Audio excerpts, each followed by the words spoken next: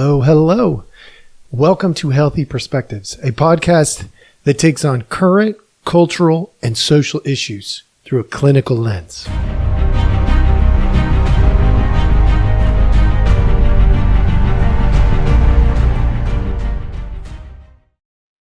All right. Hello, hello. Welcome back. Thank you so much for joining us. As always, we appreciate your time. Today, we are going to get after our tip of the day right from the beginning. The tip of the day is your identity is based mostly off your closest relationships.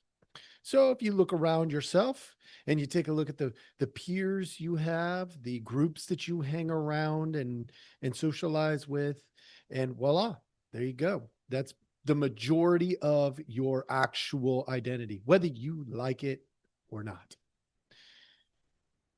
I am going to give you some different theory, background, stuff like that. So for those of you who, maybe wants to look a little deeper, here we go.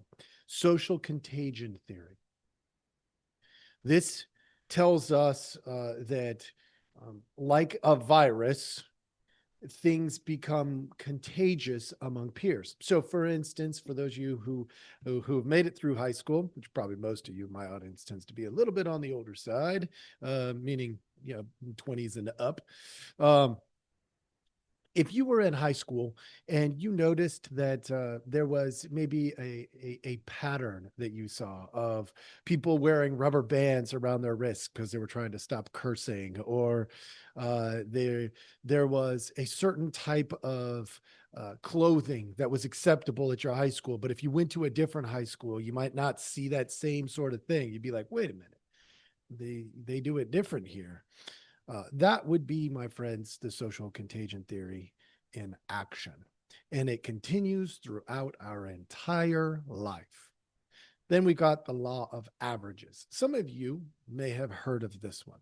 The law of averages suggests that the 5 closest people to you will dictate your patterns, your identity. That's an interesting one. That is not really a theory. It's more of a philosophy, I believe they call it. Then you've got social identity theory. Henry Tashfel went into this whole area of how much of our identity comes from others and how much of it comes from within. And teasing out some of that stuff, created this entire category called social identity theory. You'll find that it is very much leaned in the direction of our identity comes from our social circles. You got peer influence. When we talk about peer influence, we're talking about developmental psychology. And it's a time in our life we tend to be most susceptible is in those early years to peer influence. And so it got a study all of its own. And then you've got network theory. The network theory is leans a lot more heavily on the social cultural stuff. And that gives you several different things. If you want to do a little bit more learning on your own, which much of my audience tends to want, go check those things out. Any one of those or all of them would be really good to explore. Now, here's what we're going to get to. The areas that are impacted by these theories, philosophies that I just went over. The areas impacted when I say your identity is based mostly off your closest friendships and relationships, which was the tip of the day. Beliefs and worldview, habits and behaviors, motivations and goals, and then mental, physical, and emotional health. All of those. Now, slow down and listen to that. Beliefs, worldview. That's a big category. It determines a lot of your life. Habits and behaviors also determines a lot of your life. Motivation and goals. Folks, these things are so hugely impactful that there's no way to separate your identity from your several closest people. As the law of averages suggested, your 5 closest people. It would be impossible to describe you without also describing several other people who you have been close to or are close to. So here's my question for you. I know I'm doing this in a weird order. I often do the question at the beginning. Who do you talk about politics and culture with? Now, caveat here for a second. Politics are downstream of culture. So I actually, as a clinical counselor, care more about who do you talk about culture with than who do you talk about politics with. However, they overlap a bunch. Most cultures around the globe have political conversation built within the cultural context. So to tease them out can be kind of difficult. But who do you talk with about these things? Do you talk to your mom or your dad, your brother, your sister, your friends, your spouse, your kids? Who do you talk with about politics and culture? I have noticed in my practice that this is a growing area of concern for me. People often come in and see me, and they don't have anybody to talk to specifically about politics and culture.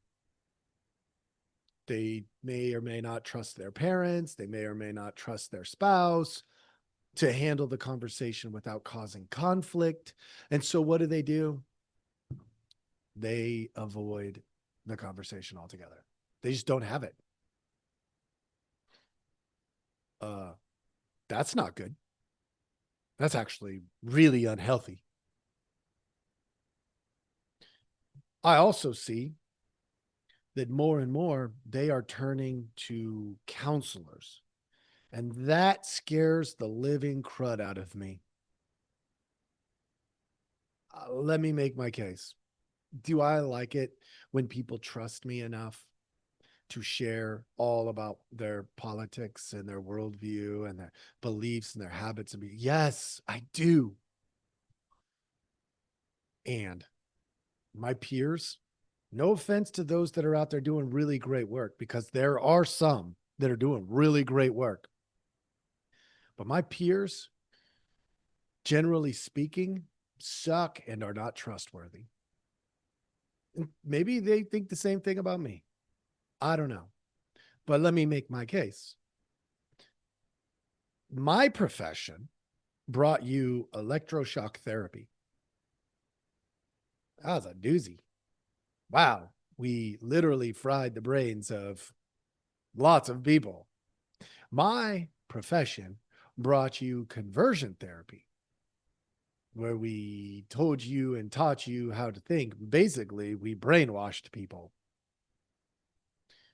My profession brought you the repressed memory massive debacle in the 80s and the 90s, where people were coming in and the therapists, my profession, was leading them to conclusions that may or may not have happened, calling them repressed memories. And the sad reality is some of them probably were real memories for some people. But it became such a thing that we ended up with a whole nother section of clinical counseling because of it. The idea of being non-directive a lot of that came out of the repressed memory debacle that was the 80s and the 90s. That's my profession. My profession will also take somebody who is depressed and ruminate with them session after session after session after session after you get the point. What's one of the worst things for people with depression? Rumination. My profession had the Stanford and an elite group of educators in my profession approved the Stanford prison experiment, where they put people in roles to learn how roles worked, and they ended up with abuse and torture, and it was not pretty. They ended up stopping the experiment. So no, I don't believe anybody died, but not cool. Real therapists that do real work and are good at what they do, in my opinion, work themselves out of a job. That should be my goal. That should be every therapist's goal. And so, to make my point a little bit about the therapist being the outlet for your political or cultural conversations, sure, if it's a therapist who isn't going to do what they can to keep you in therapy, but they're motivated to get you out of therapy, if they are healthy themselves. I always find this really fascinating, and again, no offense to any of my peers, but I'm being objective here. And if you don't like it, give me a call or give me a text or whatever, email me, or just go back into your bubble, whatever it be. But when people in my profession are like extremely unhealthy trying to do their job, uh, baffles me. It absolutely baffles me. It's like, do you want somebody who's 450 pounds teaching you how to lose weight? Not until they're like 250. Okay. You get there. Absolutely. I'm going to listen to you. But if you can't practice the things you're teaching about healthy living, be quiet, get out of the profession. Okay. If you're an addict trying to help addicts, and you're actively involved in your addiction, not good. That's not good. That's not going to work too well. And one, you're not good for yourself at that point, but you're not good for others at all, because even if you have the greatest advice, you become not believable. Who can you talk to about culture, politics, really hard conversations? Now, I would love it if it would be therapists. And if you've got a really great therapist, use them for it. Absolutely. But let me give you a short to-do list. Here's what I would recommend. Number one, establish first and foremost that cultural and political conversations are not taboo. They are perfectly acceptable conversation pieces. Perfectly acceptable. You will find that many people get very emotional about culture and politics. Great. Have some emotion. Yay, exciting. That's good.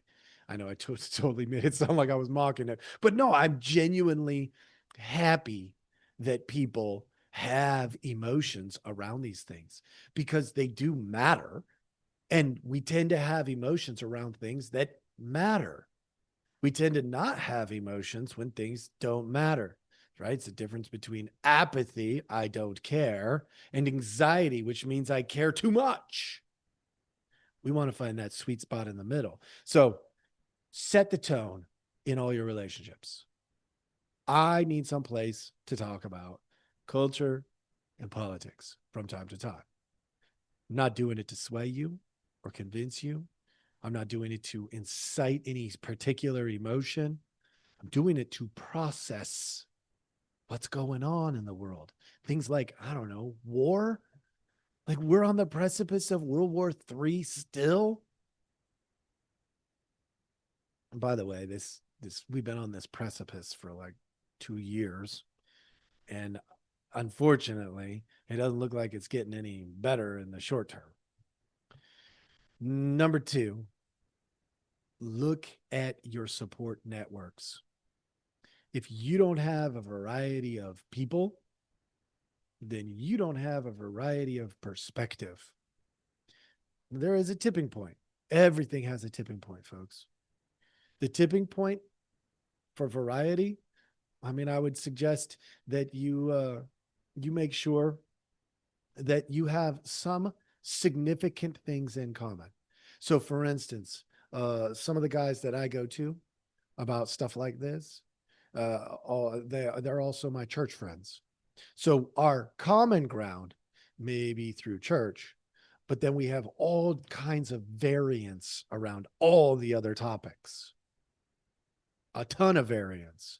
If I'm thinking about my guys that I go to, um, look at your spouse or your boyfriend or your girlfriend.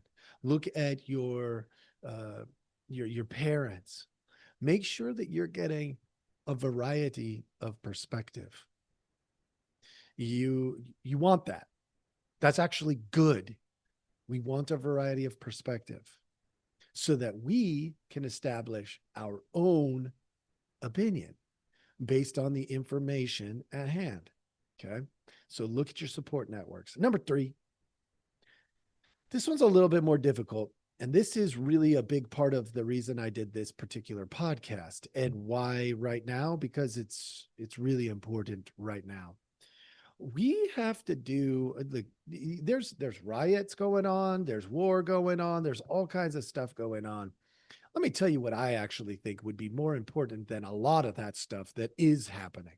These things going on out there. I think it would be more important if we would tell the institutions in which we are employed or we attend school at or whatever, that not only do we need to talk about the culture stuff and the political stuff, but we also have a civic responsibility to have those conversations and in a public forum. Because from what I can tell, places of employment, they've made it taboo. Schools have made it at least appear taboo. Depending on what your opinion is, it could be taboo. Yeah, that is messed up. If we don't have a place to talk about these things, you could go to, some local political meetings. That's true. But here's the problem with that. The people who go to those, they tend to be on the polar ends. Boom, boom, one on each side. There's those who are there to protest it and those who are there to support it, whatever it is. So when you get into those environments, you unfortunately aren't going to get a lot of processing. What you're going to get a lot of is shoving down your throat, which is not healthy. It is not good. We have to have a place to have discussion, to naively show up and say, here's what I think, and get some feedback. And in that feedback loop, I get to ask, does it fit? Does it not fit? Or maybe it does, maybe it doesn't. So it's a yes, no, or maybe. If it fits, well, then I just got new information. Yay, good. If it doesn't fit, I just got new information. Yay. Why? Because if it's not new about me, it's new about the person who said no or who gave me the feedback and then I said no. It's something new about that relationship. If it's a maybe, well, then I get to get more curious. That's fantastic too. So that's my list of what you ought to do if you are encountering the same problem that I'm seeing on literally a daily basis in my office right now. If you encounter the problem, if you don't have a place to talk politics and culture and social stuff, you got to work on that. It is critical to who you are. Critical. One more caveat before I let you go. There's going to be a group of people out there who are going to say something like, well, there's bigger fish to fry, or I don't want to waste my time on this particular agenda. What that means, from my vantage point as a therapist, it means that you don't care about who you become. I know that's pretty harsh, but if you choose not to care about who you become, that affects me. Absolutely everybody should be doing this work right here. They should be taking a look at their support networks. They should be asking questions about the culture, about politics, about their social groupings, about themselves. And if they're not doing that, folks, it affects all of us. All of us. I know people who went to political rallies and got wrapped up and lost their morality. I know people who went to political rallies just to fight. They just wanted to get into a fight. They're like, oh, I'm just going to go get into a fight because it's a great excuse to do it. Look, there's all kinds of reasons to go to these things. And I'm not judging that part of it. There's definitely healthy versus unhealthy, and I will absolutely assess that pretty accurately. But if you're not doing the work of who are the closest people around you, do you have variety of thoughts and opinions? You're screwing us all over. Get some help. Get some supports around you. Thank you so much. I hope this was helpful. This was a little different tone than sometimes I take, but I hope it was good for you and you got what you needed out of it. Please like, subscribe, follow us, all that kind of stuff. And we'll see you next time.